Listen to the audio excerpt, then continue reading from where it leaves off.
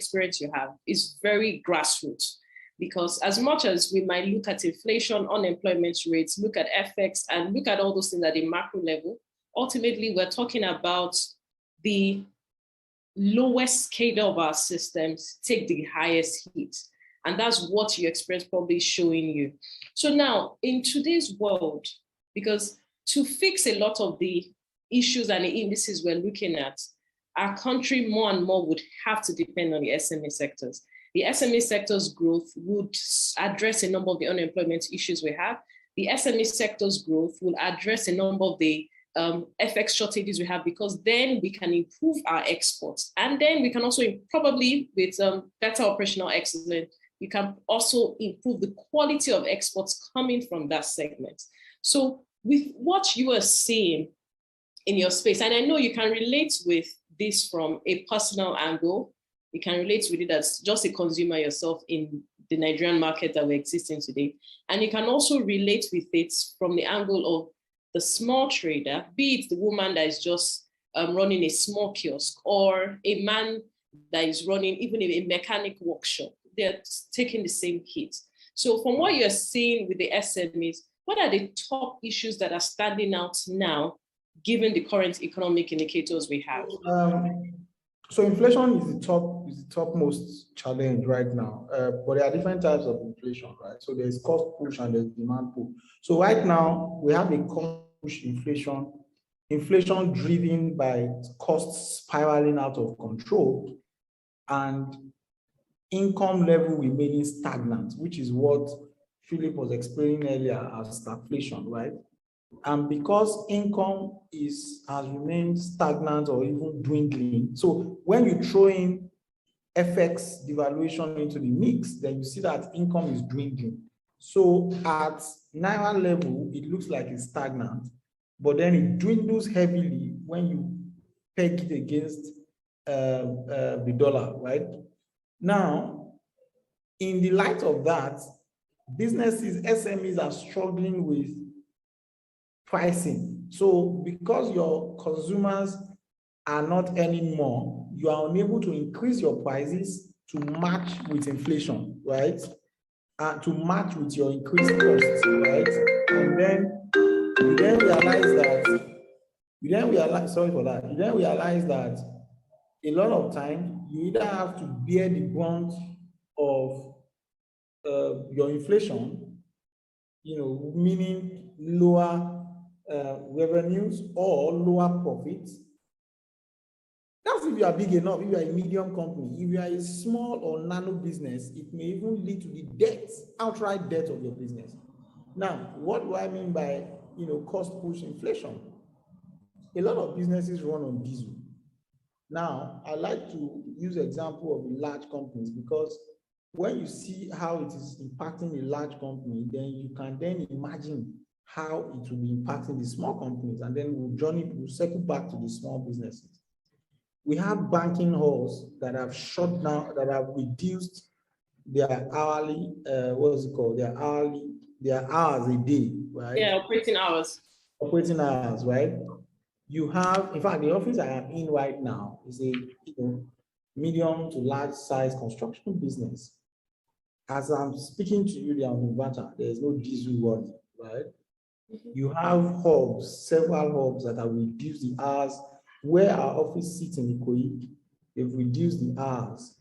Where I live, which is owned by a middle-sized construction business in our facility management business, they have even shut down diesel supply. Now everybody's gone on self, and the guy has pulled out. Now we're looking for a new facility manager. So that's business losing. That's people losing business because of the crazy impact of diesel costs spiraling out of control. And to put things in perspective, as of January, you could get diesel for 288 naira.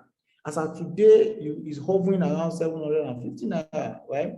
That's well over 300%, right? So you cannot increase your cost by 300%. So what has happened in recent times is that small to medium business owners are then reducing volume or quality or both, right? So as an individual, you are still earning 80, 100K. When I started my career in 2009, my income was 86,000 as an entry-level person. Today, a lot of entry-level people are still earning 86,000 or 80K or 70K or 100K. So the general income band across the country has not increased. So what that means is that, so when I started my career, I was giving you this example, I could easily buy chips, plantain chips, and drink it with coffee, eat it with coffee for lunch, and I'll be fine, right? But now, you can't, if you see that plantain chips, in fact, I made a tweet about it the last time I bought 100 naira plantain chips, and it looked as if they counted the entire chips inside that thing. So, and that is the product of a small business owner. So, this is the struggle that they are facing on a daily basis, right? Now, now remember that that's just one element of cost. There are multiple elements depending on what industry you are in. If you own a bakery, for example, importation of flour and other, byproducts of that industry come from Europe and Russia and its environment. Because of the Ukraine war and unnecessary war, these things has also shot up price. Now, there is a degree of impact that global affairs have on local business. There is now the influence of your government and the ability of leadership to create shock absorbers that reduces the impact on the people. But unfortunately, we are led by absolutely clueless sets of individuals, especially the president of the country. He knows nothing about economics. He doesn't discuss economics. He doesn't discuss inflation. He doesn't discuss anything, right? So it compounds the problem for small businesses. And again, to put things in context, about 84 to 86% of the total jobs in this country are provided by small and medium enterprises.